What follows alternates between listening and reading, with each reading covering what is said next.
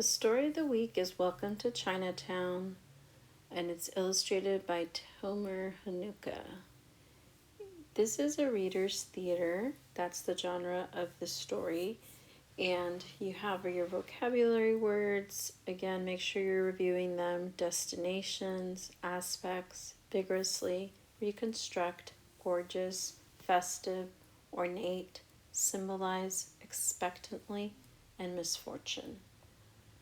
So then this selection, you're going to read about a travel show, and it's presented as a play. The characters are TV reporters. The text is mostly dialogue that conveys information. The information is divided into segments, which keeps it organized and interesting. So when you're reading aloud for fluency, when you're reading a script, match your intonation to the character's mood. And make sure that your reading rate is fast enough to hold your listener's attention. The characters are Kim Richards, co-host of New Destinations, Tom Taylor, co-host of New Destinations, Garrett is a history correspondent, Maria is a history correspondent, Connor is on the street correspondent, Amy is on the street correspondent, Emily is shopping and dining correspondent, and Monica is shopping and dining correspondent. Let's begin. Kim. Hello again, everyone. Welcome to another episode of New Destinations. I'm Kim Richards, and with me, as always, is my co-host, Tom Taylor. Tom. Hi, everyone. Today's new destination is one that's rich in history and culture. Today, Kim and I welcome you to Chinatown. Fluency tip. To improve your reading rate, practice reading portions of the text that have unfamiliar terms. Kim. We have a great show planned for you. Today, you'll learn about Chinatown's history as part of San Francisco and California. We'll also talk about Chinatown's architecture and other aspects of the area that make it unique. Tom. Then we'll tell you about some of the interesting things you can do when you visit Chinatown. Kim. We hope to give you a sense of what it's like to visit and live in this unusual community. Tom. You might even become curious enough to want to see it for yourself.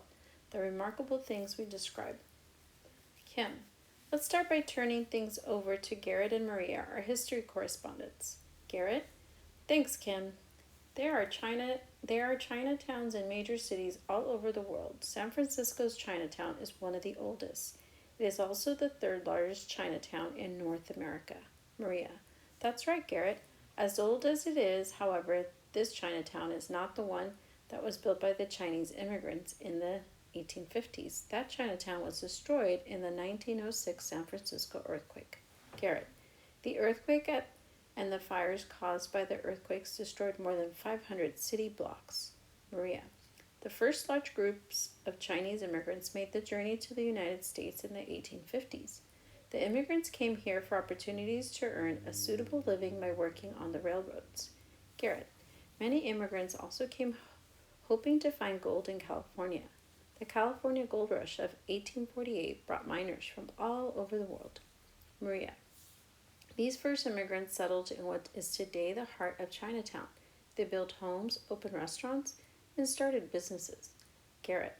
After the earthquake, the residents worked vigorously to reconstruct Chinatown. To encourage tourists to visit, they designed the buildings and streets with the features that everyone now recognizes as typical of Chinatown.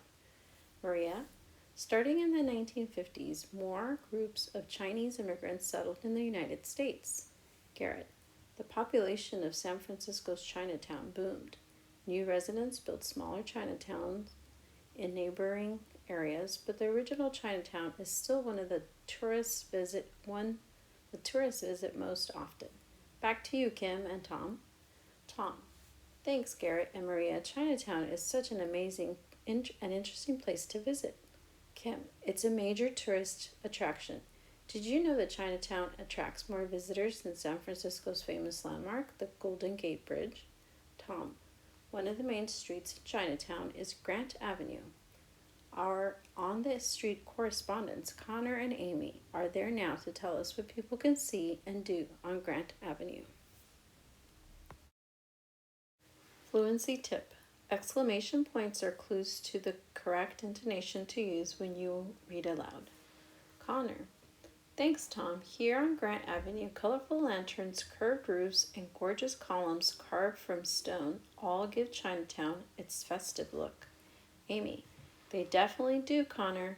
Grant Avenue is also where you'll find the famous Dragon Gate, an arch that stands at the southern entrance to Chinatown. The dragon gets its name from the two ornate dragon sculptures that sit on top of the arch. Connor, on Grant Avenue, you'll find many restaurants and shops. You can buy the perfect souvenir to remember your visit. Amy, be sure to visit Portsmouth Square too. There's always something interesting going on there. Connor, in the mornings you can watch groups of people practicing Tai Chi. It's a form of Chinese exercise that helps people develop better balance and flexibility. Amy, we'll be back a little later in the program to tell you about the Chinese New Year parade, which will be starting here in just a few minutes. For now, let's go back to Kim and Tom. Kim, Chinatown has many interesting grocery stores and markets. You might be surprised by how differently they are from the supermarket where you shop. Tom, Chinatown grocers import many of the items they sell from countries in Asia. They provide the ingredients to area restaurants where you can eat Vietnamese, Chinese, Thai, and Malaysian food. For a report on all the great food and shopping in Chinatown, let's go to Emily and Monica, live at the Good Luck Grocery on Stockton Street. Emily, thank you, Tom. For many years, markets like the Good Luck Grocery were the only places where you could get things like jasmine rice from Thailand, oolong tea from China, or oyster sauce from the Philippines. Monica, a market in Chinatown may also sell fish and other select seafood items. Don't be surprised if you see a large aquarium filled with fish, lobster, and crabs in a Chinatown market. Seafood is a popular ingredient in traditional Chinese recipes. Emily, depending on what time of year you visit Chinatown, you might find different things at the market. For example, around the time of the Chinese New Year, usually near the end of January, you'll find many people buying oranges and tangerines. Monica, in Chinese culture, oranges and tangerines symbolize happiness. People give them as New Year's gifts to friends and relatives. In fact, the Chinese word for orange, zhu, sounds a lot like the word for good luck in Chinese. Emily, the markets are not the only places you can buy fruits and vegetables in Chinatown. When you walk down Grant Avenue, you'll see street vendors with carts just about everywhere. Monica, these merchants also sell newspapers, clothes, and souvenirs. You could spend an entire day just looking at what everyone has for sale. Emily, you can also go into the many shops that line the streets. Like the markets, these shops import much of what they sell from countries in Asia. Monica, of course, no visit to Chinatown would be complete without a meal. You'll have no trouble finding a restaurant. The hard part will be choosing which one to try. Fluency tip. Practice reading your lines until you can read them at a consistent reading rate. Emily, many restaurants in Chinatown serve dim sum in the afternoon. Dim sum means heart's delight. Dim sum menus offer a lot of choices, but everything comes in small portions so you can try a lot of different things. Monica, a typical order consists of steamed buns and dumplings filled with a mixture of beef, chicken, or pork and vegetables. Tea is also served with dim sum. Emily, if you're in a large group, everyone can order different things. Sharing and trying what everyone orders is part of the fun of eating dim sum. Kim and Tom, you have to get over here to try this. Tom, thanks, Emily.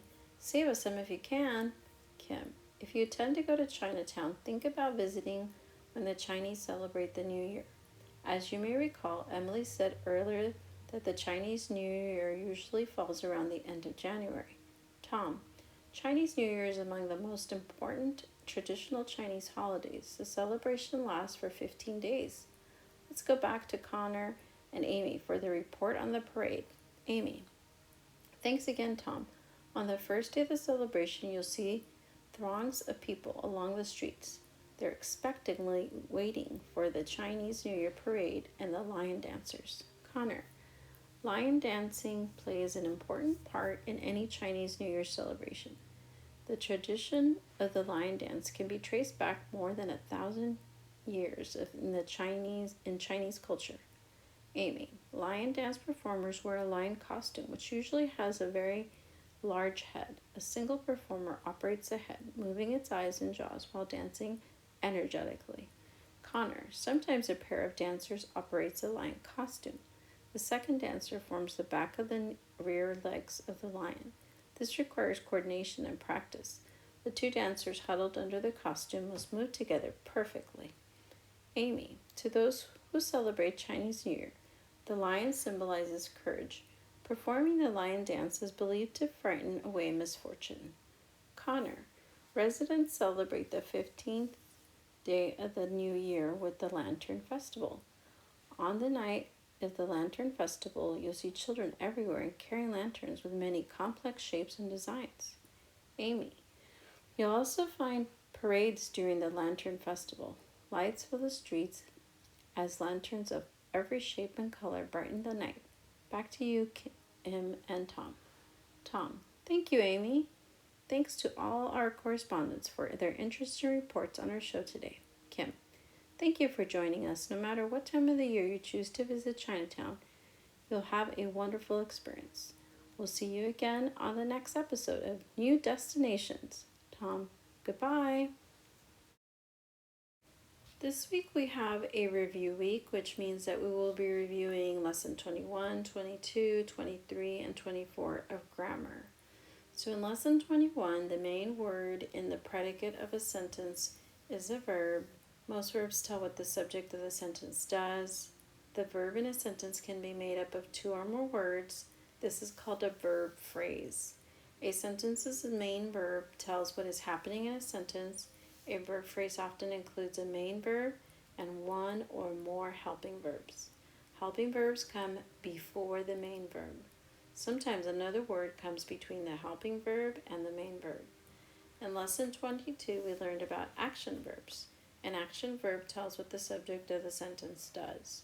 Most verbs are action verbs. Action verbs such as run and march name actions you can see. Action verbs such as want and need name actions you cannot see. A linking verb connects the subject with the word or words in the predicate that rename or describe the subject. The verb be often acts as a linking verb. The verb be can take these forms: am, is, are, was, were. Some other verbs can also act as linking verbs: feel, seem, become, appear, look, smell, sound, taste, and grow. The practice pages have been optional. However, for the review week, we are assigning this page, page 149 in your practice book, and page 150. Let's work on this one together. It says, read this part of a student's rough draft, then answer the questions that follow. The volume of the radio was loud. The announcer was yelling about a contest. My friend Pedro entered the contest. We should listen for the winner. Wow, Pedro has won a trip to China. He is so excited. So number 1 says, which sentence has a linking verb as its main verb? And that would be A, sentence 1. 2, which is not a main verb in the passage? That would be C. Should is in sentence 4. 3, which sentence does not have a helping verb? That would be sentence number 6. Number 4, which is not a helping verb in the passage? Again, that is the word is in sentence 6. 5, which describes the verb entered in sentence 3? It is C, a main verb, and it's an action. 6, which are the main verbs in sentence 4 and 5? It would be A, listen, and 1. Let's review grammar lessons 23 and 24. A verb's tense refers to time. A verb in the present tense tells about an action that happens now or happens over and over. The subject and verb of a sentence must agree. When the subject is either the words I, you, we, they, a plural noun or a compound subject, you do not add an ending to the verb. When the subject is he, she, it, or a singular noun, you add s to most verbs.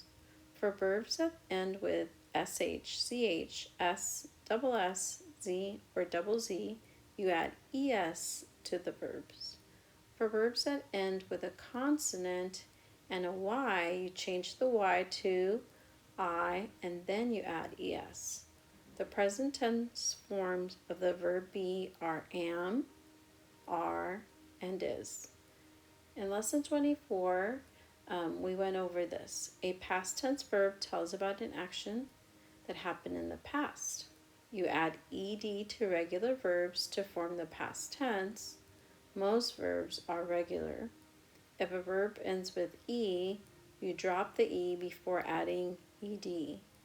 If a verb ends with a consonant and a y, you change the y to I before adding ed.